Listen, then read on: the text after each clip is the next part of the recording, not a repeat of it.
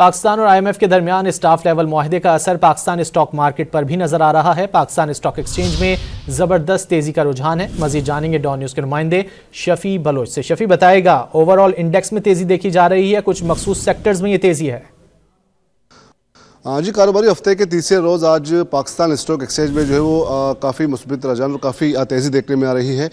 इस पर जो है वो कहा जा रहा है कि जो है वो IMF के साथ मुआहदे के बाद जो है काफ़ी मार्केट में बूस्ट जो है वो देखने को मिल रही है। लेकिन बहरहाल कई रोज़ तक जो है हमने देखा कि मार्केट की सूरत हाल काफ़ी मायूसकुन थी। इस पर बात करते हैं, हमारे साथ मौजूद है जो है वो सीनियर एक्सपर्ट शेरियर भट्ट साहब। आइए इनसे बात करते हैं। जी शेरियर, ये बताएं कि क्या सिर्फ IMF के साथ मुआहदा है या फिर इसकी कोई और वजह भी हो सकती है?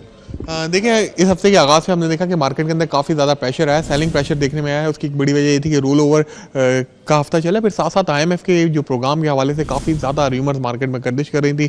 कहा जा रहा था कि जो प्रोग्राम है वो डिले हो सकता है, लेकिन रात जो ही खबर आई है कि IMF और पाकिस्तान के दरमियान $1 बिलियन का प्रोग्राम तय पा चुका है।